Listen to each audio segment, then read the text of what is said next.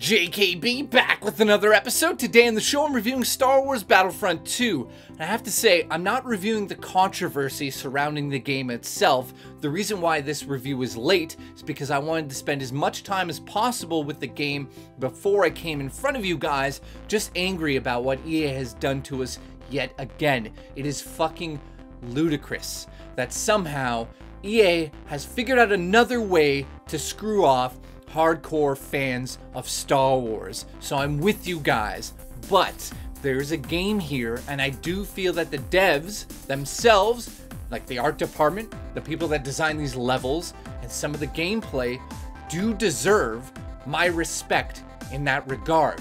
I'm here to review what they've done, what they've presented to me, and I respect the artists. Do I respect EA? Abso-fucking-lutely not. So in this review, I'm going to be talking about the controversy, but I'm also going to talk about what's good about the game, because surprisingly here, they've improved a lot of it. So let's get into the review of Star Wars Battlefront 2. Star Wars Battlefront 2 has so much controversy surrounding it, it's almost impossible to focus in on what's the most important part of playing a video game. Is it fun to play?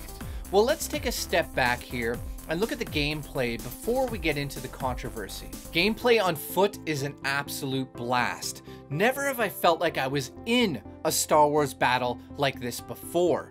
The newly added space battles are as close as you'll ever get to being in an actual Star Wars space battle. While you can't land your ship on any of the massive Star Destroyer ships or any of the Rebel fleet, you'll still be tasked with blowing up ships' cores, taking out the shield systems, or dealing with the usual AI ships flying around you trying to take you out as you do your best to complete your missions.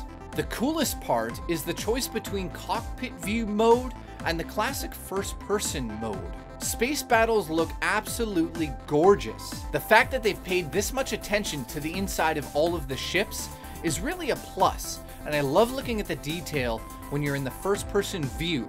You just get the sense you're really in the film. When you chase down a TIE fighter in the cockpit view, and you aim your lasers at the perfect time and take your shot and blow up that TIE fighter, you'll feel like you're right in the films. The inclusion of AI bots in the space battles brings in a lot more balance than you'd assume. The idea here is you spend some of the time taking out the AI bots to get the feel of the game, and as the time goes on and you get crazier into the dogfights, you start to experience the real players come at you. The mixture of both leaves each match feeling very entertaining and gives you a great sense of accomplishment. The one thing I will say is that they fine-tuned and balanced some of the gameplay mechanics. Now, when you're on foot, there's a lot of fun to be had here. Of course, it plays very similar to the first game, and if a lot of you played that, you would know exactly what you're getting yourself into. They've introduced new heroes and new villains, of course, and this is going to bring a lot of people to the game. You know, Star Wars The Last Jedi is about to hit theaters, so a lot of people probably want to play as Kylo Ren and run around the battlefield doing that. Will we see Luke Skywalker, the old version, as DLC or whatever they're going to do? Well, here's one thing. There's no DLC. There's no season pass. So that's what EA was selling to us in the first place. We wouldn't have to deal with bullshit. But somehow, you know, okay, controversy aside, let's focus on the actual gameplay. And I have to say, without a doubt, this is a really good shooter.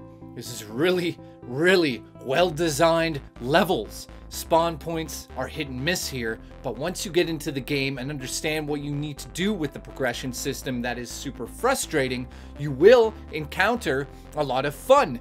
And it does feel like you're in Star Wars, and that's the one plus about all of this. If you want to play a game that breathes Star Wars into your soul with the music, the animation is spectacular. All of these things are just so good.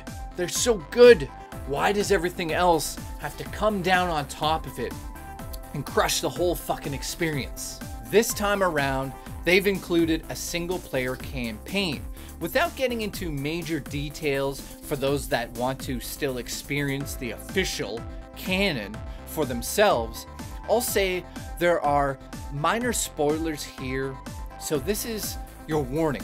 Please stop the video if you don't want to know this true canon story that I can't believe is canon now. The main character is part of a very special unit of Imperial troopers that's highly trained in war. This group of soldiers must be at least 2, 3, 4 years deployed, with a deep understanding of battle situations and an understanding for what they're fighting for. They must understand the oppression that the Empire spreads across the galaxy, right? Well, unfortunately, these characters have zero loyalty to the Empire. The whole idea here was I get to play as somebody that's super powerful, but this time around, I'm super powerful on the Empire's side. The characters should have been ruthless. They shouldn't have a sense of hope for the rebels.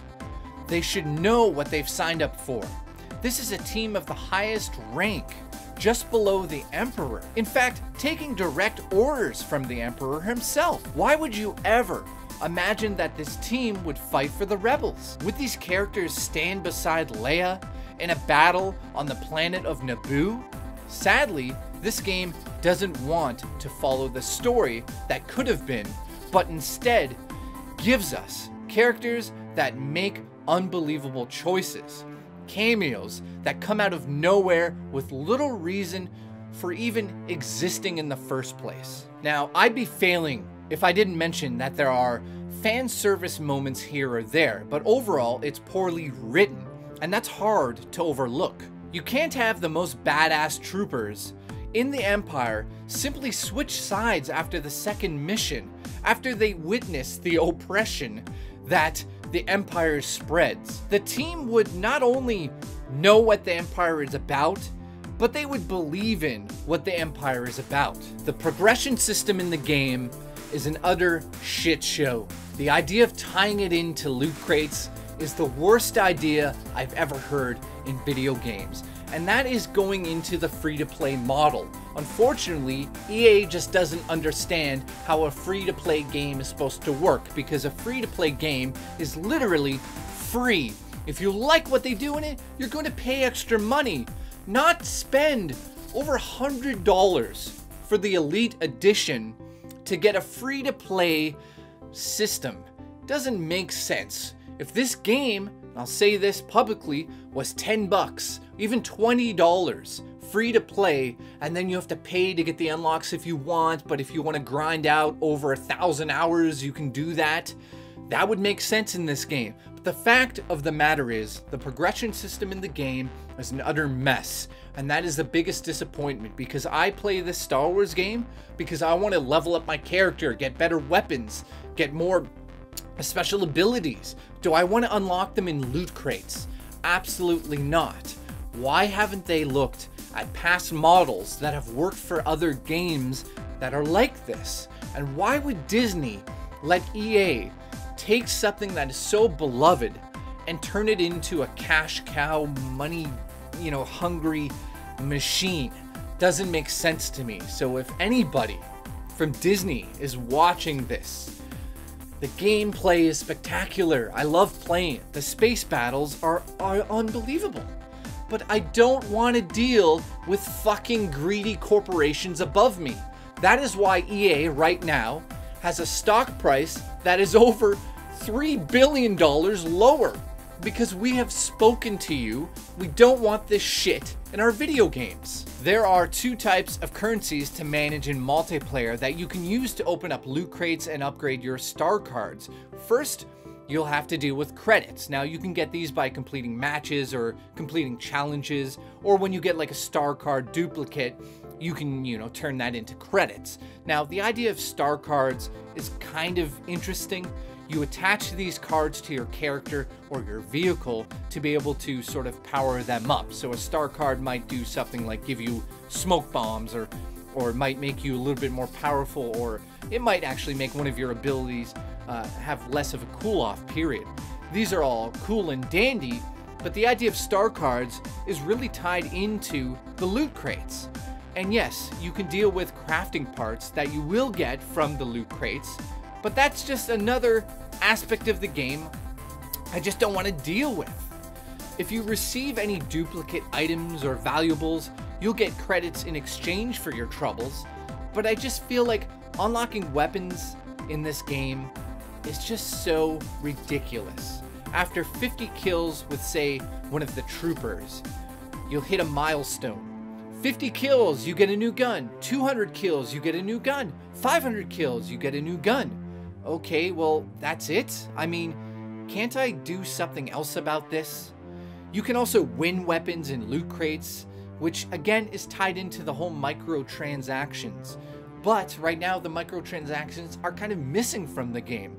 Lastly, you unlock heroes by spending credits on them as you play the game. So the idea here is you play the game, you get good at the game. As you're playing the game, you get skill points that you can spend after you die. So if I want to use, like, say, Luke Skywalker, I have to get enough kills or do enough cool things in the match to be able to use Luke Skywalker in that match. And I just feel like this whole system is completely out of whack. The real problem in this game is balance. When I have a game that lets me unlock things by paying for them, the balance is thrown off. When I spend $110 and open it up and give it to my 7-year-old kid who's gonna hop into a game hoping to play as Darth Vader and be extremely disappointed knowing that he has to grind the game out to unlock Darth Vader. Yeah, you might have fixed some of these issues, but balance is the one problem with this game that everybody is going to be disappointed about. So if you're going to go buy this game, understand it is a free-to-play model. And you have to base that on one thing. Free to play is supposed to be free, not pay to play. That's the one problem with the game. I don't want to go into a mission as a 7-year-old kid going up against some smuck in a basement who paid an extra, $1,000 maybe, because that's actually the price to unlock some of the stuff in here at completion. I don't want to deal with that shit in a game. Like, I'm so upset about this. Yet again, EA has fucked my Star Wars game up. And when I say my Star Wars game, that's because I fucking own it. You might have made it, but I own Star Wars. Without me, somebody like me who loves Star Wars, there would be no fucking EA making the Star Wars game. I'm the reason you make the game. So listen to the words coming out of my mouth. Fix your fucking game. Let me talk about the character models for a second. I call myself a hardcore Star Wars fan. I've seen these films more times than I'd like to admit, and I know these characters better than I even know myself at times. I know how they talk. I know how their voices sound. I know how they move. That being said, it's hard to overlook the fact that most of the character models in the game, they kind of look and feel like they're subpar. Like, how can this be the best that they can do? You can bring down these characters into 2 or 3 sections. I mean, overall, visually, they look bad at times. Their voices, not so good here and there. The motion capture, yeah, it's pretty good. As for the overall look of most of the human characters in the game, I'd say that some of them look really good, some of them look horrible. Jackets and finer details on, say, Solo's boots, those are awesome. But when you get down to the facial structure of some of these characters, it's way off. And at this point, that's disappointing. Next up is the voice acting that runs the full spectrum of going from spot on to, third-rate Comic-Con cosplayer. It's just poorly done. It's like a very bad impersonation of the legendary character. Lastly, and kind of the most important aspect here, is the motion capture is probably the most important part of these characters. And from a distance, when you see Han Solo running through a corridor, you can tell that's Han Solo. That's how he holds his blaster. And when you see Boba Fett walking by, it reminds you of Cloud City. It's the movement of these characters that really brings them to life in the game. Because if it came down to just the way they look, but not the way they move, you'd be really disappointed here. Let's get into the cons, and I'll start with the controversy. The problem here is, I'm a huge Star Wars fan, and yet again, my game that's supposed to be celebrating Star Wars and bringing us all together online is another fucking controversy in the gaming industry that we just don't need around Christmas time. So EA, fuck off. Please, get the hell out of here, and let's get a studio in here that can do the proper model. The loot crates in this game are hideous. Not because loot crates are hideous. In some games, loot crates are cool to open up as a special thing that's going to unlock special gear for your character, but when you tie it into progression of your character and leveling up, get the fuck out.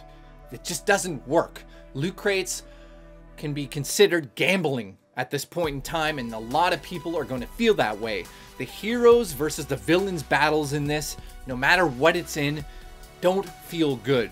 It's probably the worst aspect of gameplay. Playing as Luke Skywalker, spectacular. Playing as Kylo Ren, amazing. What's not amazing is just flailing your fucking lightsaber around, hoping to hit somebody, not knowing if you've connected because the camera is all over the fucking place. Listen, heroes versus villains is fun as a gimmick for 2 minutes. Once you get over that, and the fucking horrible voice acting on some of these characters and the design of them, it just is gone. It's gone. The spawn points in the game are just fucking horrible at times. I know I'm swearing a lot in the review. It's not ad friendly. I don't even care at this point. I have to be honest with you guys. I'm upset because I'm coming to you as a Star Wars fan, not just a reviewer who gets these things and plays them and talks about them. I love Star Wars. I love video games. EA comes along and literally takes me, bends me over, right up there. Another thing I have to say is the fucking, I can't, like, I'm going over this list laughing because there's so many problems with the game. The UI, the interface you have to deal with is horrendous. I like the idea that you're trying to tie in the holograms from Star Wars, but after 10 hours of play here, I'm sitting here thinking, like, I want to see it clearer. I don't want to look at holograms. Can we fix that? Whose idea was it to make everything a fucking hologram? The modes are kind of all filler. Unless you're space battling or on foot, the rest of them are just there. Very, very, very, very uninspired side things that you can do, whatever. This is the last one. The airships are on rails in ground battle. This means that no one's piloting them. So when you get into like a clone, scout ship that's flying around Naboo, and you're hoping, oh, there's a pilot here. We're going to be able to go and focus our energy down on this one section. No, you're not, because that ship that's flying around is on a fucking rail. It's doing the same thing over and over, and you better hope the 4th time around there's going to be some enemies that you can shoot. It's absolute rubbish, horseshit. Let's go over what's good about the game. The loading times are fixed here. They're actually a lot quicker than the last version of the game. The level design, I have to give a round of applause to the level design team.